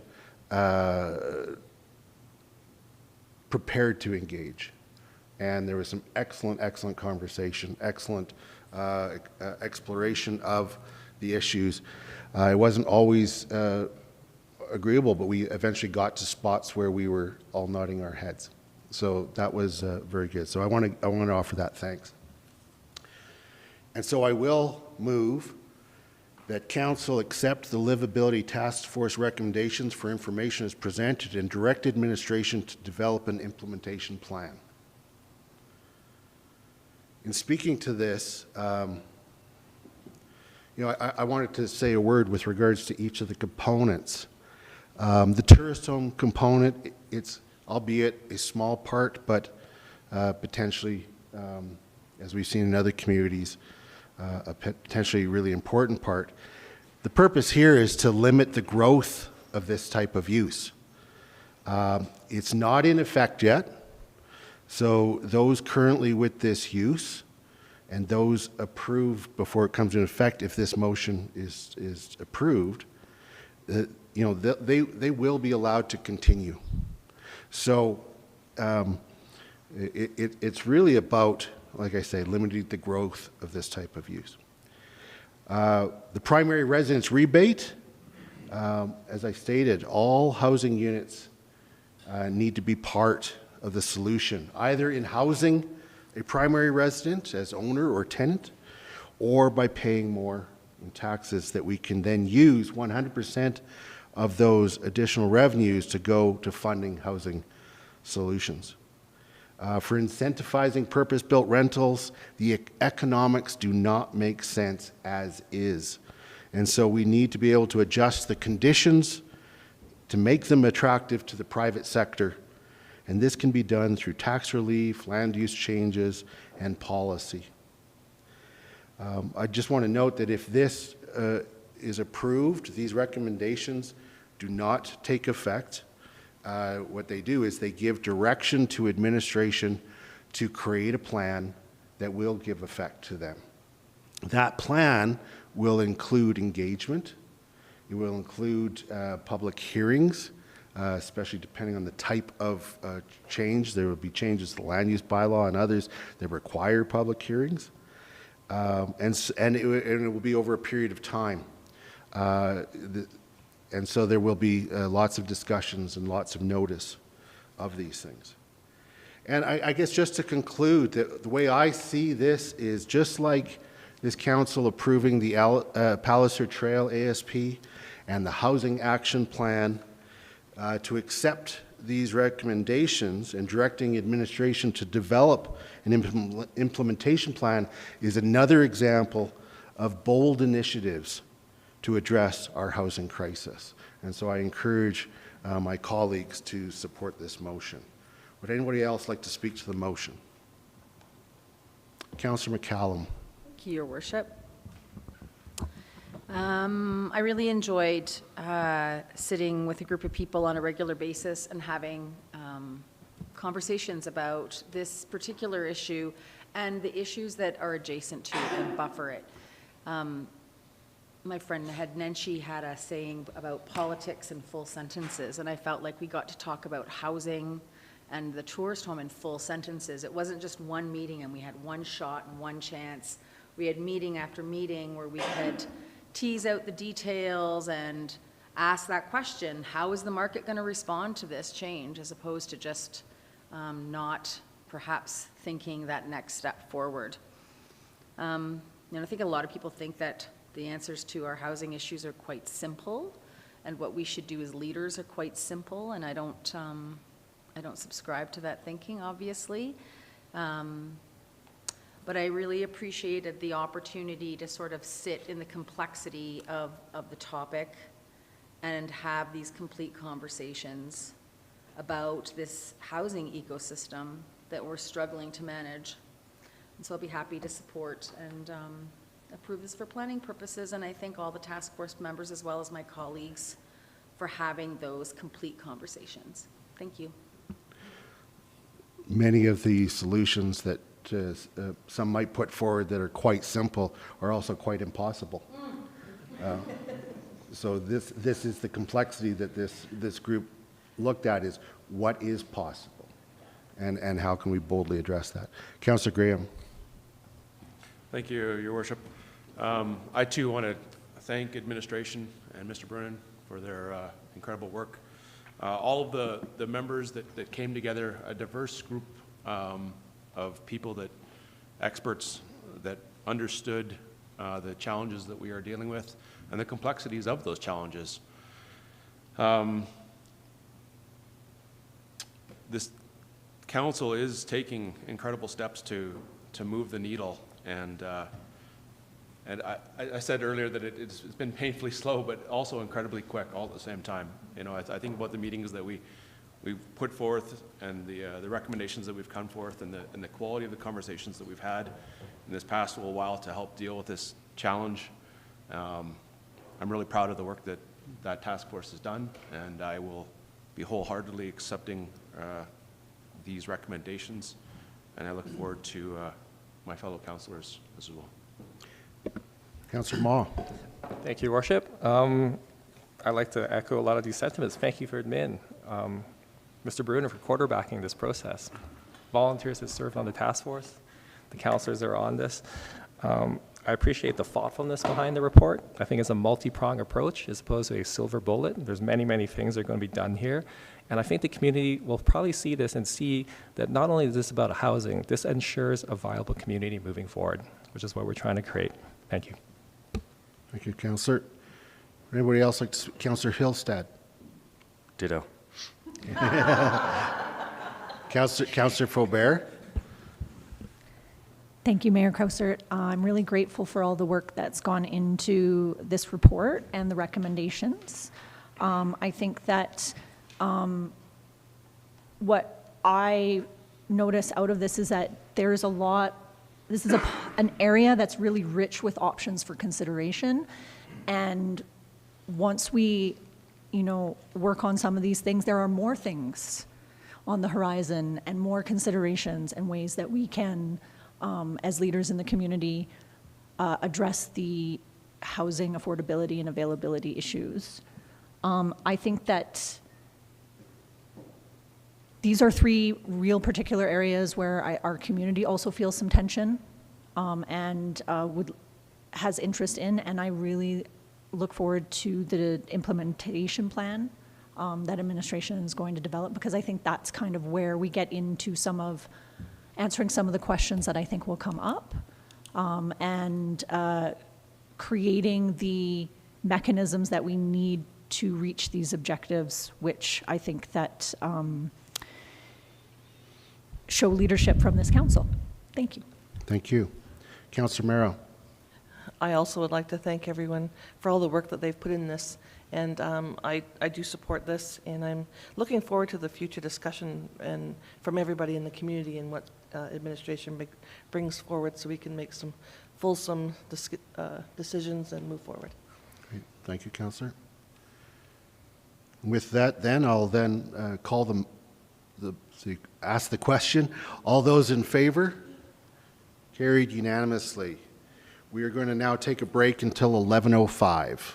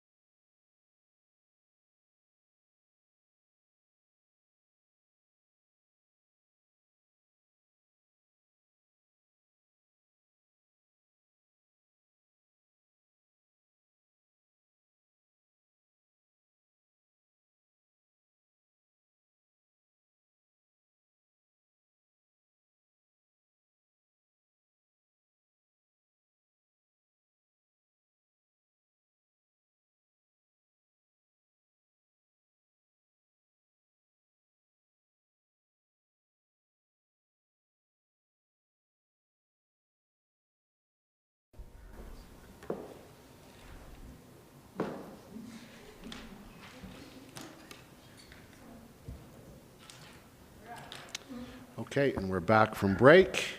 We'll now move to item H1. Mr. Hannes, thank you for your patience. I hope you enjoyed that previous offering there. And now we are very much looking forward to hearing from you about the Protective Services Building, good name, space allocation from external expressions of interest. Welcome. Thank you, Mr. Mayor and members of Council. Yeah, I'm pleased to present this report to Council here today. This is an extension of a process that we initiated last year with respect to the facilities use framework that we approved, went through the process last year and applied to the fire hall, now being renamed to the Protective Services Building. So in August, when we presented to Council, we presented that process and also the application of it to the facility for internal space requests. And at that time, the majority of the space got allocated to Protective Services Department, also some smaller spaces for Public Works and the Facilities Department for their use. Now, 21% of the space remained unallocated, and at that time, Council directed administration to seek external expressions of interest, and that's exactly what we did. For a month in November of 2023, we opened up the process and initiated the expression of interest. During that time, we received one submission from the Bow Valley Regional Transit Services Commission. Now, we ran it through a customized evaluation process based on that framework. And we're pleased to say, although we had only one submission, it ranked very well. It scored very well because it's a great use of this space. Finished first? Correct. And second and third. Yeah, they had a great score with their submission. It is a good use of this space. Now, as you're well aware with the Commission, they're providing important transportation services in the community and the Bow Valley overall. Currently, they have 11 routes growing to 12 throughout the Bow Valley, and they have 31 buses, 28 of which are based out of Banff, and 3 are based out of the Boulder Crescent in the Boulder industrial area, in a town facility. Now they're going to increase to 1 route in Canmore this year to include the Grassy Lakes route, and also 2 new buses that are going to be electrified. They're also got approval for 4 additional staff and also budget to seek space to accommodate their staff. Currently they're fully allocated in terms of their office space based out of Banff. So their use of the space that they requested was essentially 2 bays in the maintenance area. So the goal would be to park 2 vehicles nose to nose, so they can go in and out on a daily basis. They would convert the dorm areas. There's 2 dorm areas on the 2nd floor. They convert that into shared office spaces to accommodate about 6 staff. There's some storage space that they would use as well. And the shared spaces that are available, they would be using that as well. So that's the meeting room on the 2nd floor of the building, as well as the kitchen area and shared washrooms and that sort of thing. So, you know, their services are, as you know, going very, very well. There's over 300 users of the service in the Bow Valley and 2.5 million 300,000 in Canmore and over 2.5 million in the Bow Valley and growing. So right now, if they weren't to use this space, they'd be looking for private sector options or other options for some of that space. Also, it is more ideal to accommodate this kind of equipment, the buses, internally. It's better for the equipment. They're complex, costly pieces of equipment, and especially the electric vehicles. They can start faster in the mornings for all our vehicles, but also just the nature of the use. And the location itself works really well. Downtown Canmore works well. In terms of their tenant improvements, they do have some budget for those kinds of things, But fortunately, again, it's a like-for-like kind of use. Very few modifications are required in the building. So it's an efficient, cost-efficient move for this organization. From a financial implication, as you know, the space is valuable. Downtown location in Canmore, for sure, it's a prime location. The value of the overall space, including soft costs, operational costs, utilities, those kinds of things, is about $85,000 for the remaining space that's unallocated. Now, $60,000 of which is essentially the town of Canmore's cost for running the services in the community. That gets reconciled to the town of Canmore on an annual basis, regardless. Now, given that some staff from Banff that support the other partners of the organization would be potentially based out of the fire station here, those costs would get incurred by those parties. So that's a value net to the town of Canmore of about $26,000. Okay, so there is some upside in terms of financial gains for the town of Canmore, but there's also some other considerations financially to consider as well. Just having a good location that houses the equipment properly in a good location, efficiencies of use, those kinds of things, there's a benefit there to the organization and ultimately downstream cost to the town of Canmore. In addition, if this organization were to seek private sector spaces, there's profit margins and those kinds of things, potentially may or may not be in a better location. So there might be some inefficiencies there as well. So there's a number of different real tangible financial benefits to the town of Canmore and some also intangibles. So with that, we're pleased to support their expression of interest from administration and recommend to council that they support the recommendation that we've put forward to allocate the remaining space to the Bow Valley Regional Transit Services Commission. Do you have any questions? We'll find out, but first of all, thank you for being here and providing this report. Looking to council to see if there are any questions. I see none. Thank you very much. Okay, thank you. Have a great day. You too. I will then move the council approve the allocation of the unallocated space in the Protective Services Building located at 1021 Railway Avenue to the Bow Valley Regional Transit Services Commission. Speaking to that motion, I think that for all the reasons that Mr. Hannes provided, this makes a lot of sense. I had been thinking for some time that with the buses that we have stored, a facility such as this would be better suited than the current, especially as growth happens. There's going to be more space required, and so and then I didn't even realize that there might be office space required, and this seems to meet that need as well. So I certainly will support this motion. Councillor McCallum. Thank you, Your Worship. I'll be supporting this as well. When we started down this journey, I will openly say out loud that I had sort of a different idea as to how it might shake out, but this doesn't make the way this worked wrong, just different than what I had envisioned. And if we want transit to grow in Canmore, we need to make space for it to grow in. And the fire hall, the old fire hall, is a prime opportunity and a prime location for that to occur. And so I'll be happy to support this. Thank you so much. Thank you. Councillor Mara. Thank you. I'm happy to support this. This was before we decided to allow, or not allow, but to approve office space to be used for the rest of our administration and different departments.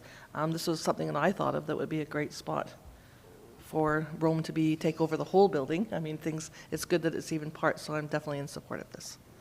Great, thank you. Councillor Ma. Thank you, Worship. I just think functionally this space works so great for what is needed. As highlighted by Mr. Hannes, the electric buses, storing them inside protects our investment and allows for better functionality. And it's just such a great location. Kind of puts Rome like front and center even more in the community. Thank you. Okay. Would anybody else like to speak to the motion? Seeing none, I'm going to call the question. All those in favor? Carried unanimously. Thank you. All right, so now we're going to go to item I1, report from administration on the 2023 report to the community. Mr. Robertson, welcome to council.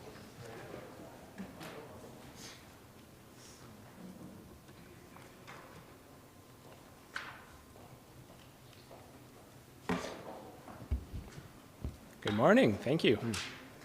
I'm here this morning to provide you with the 2023 report to the community, which covers the first year of your new strategic plan. Your strategic plan articulates three equally important goals: livability, environment, and relationships. The report to the community gives an update on what was accomplished towards these goals over the previous year. In 2023, we started tracking a number of different metrics related to each objective and goal in your plan. Those metrics are included at the end of the report. We'll continue to include these metrics moving forward as we report quarterly on the plan in 2024. While I won't go into detail on every aspect of the report, the following are a few highlights from each goal. So as we just finished talking about for most of the morning, housing is our community's #1 affordability issue. 2023 saw a number of steps taken to address our housing crisis, some of which include approval of the Comprehensive Housing Action Plan, applying to the Government of Canada's Housing Accelerator Fund, forming a Livability Task Force, we just finished hearing the recommendations and accepting them, and approving the Palliser Trail Area Structure Plan, which will provide up to 1,000 units of non-market housing. Planning for the new Quarry and Grassy Lakes bus route continued, which will start this summer. And as we just heard, we're also seeing record ridership on local transit. All great stories.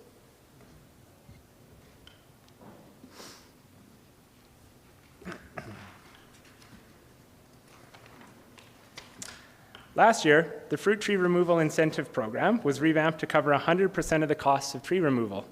And we saw the program fully subscribed for the first time. This will continue to be a focus in 2024 with the incentive program back for another year, and your approval of an additional $30,000 in the 2024 budget for removal of fruit trees on public land. Work on developing a Canmore-specific action plan for human-wildlife coexistence is almost complete. We had over 500 people provide their feedback on options for the plan in 2023. We're also in the middle of developing a new climate emergency action plan, which will guide our actions for the next 10 years.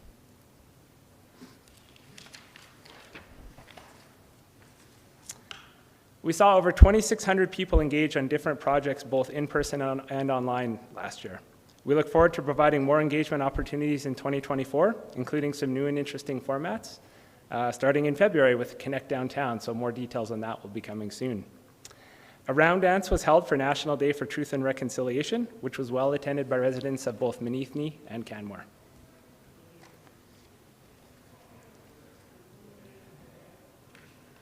And we'll be delivering this, Mayor Krausert will be delivering his annual report to the community, which was going to be January and February, but as you're taking some time to recover, February and March to some groups around town, we'll also be recording a video of that and posting it to the town's website. And with that, I'm happy to take any questions. Thank you, Mr. Robertson. I appreciate the report and all the materials provided in the agenda package too. And you're right, you certainly hit some of the high points, but there's also many more. Yes. So thank you for that. Looking to council to see if there are any questions. I am seeing none. So thank you very much. Thank you. Appreciate that. So with that, we have a couple of in-camera items. Before making a motion, I just want to ask Dr. Cottle, are any decisions being expected to come out of the in-camera? No? Okay, so what we will be doing then is once we go in camera, when we come out, we'll simply be adjourning. So we will end the live streaming as soon as we go in camera. And Ms. Hyde has given me now the revised motion to go in camera. So I'll move the council take the meeting in camera in accordance with the Freedom of Information and Protection of Privacy Act to prevent disclosure of personal information of a third party in accordance with Section 17 sub 4 sub G, and that's with respect to item K1. And advice, proposals, recommendations, analysis, or policy options developed for a public body in accordance with Section 24 sub 1 sub A, and solicitor-client privilege in accordance with Section 27 sub 1, and that's with respect to item K2. Call the question. All those in favor? Carried unanimously.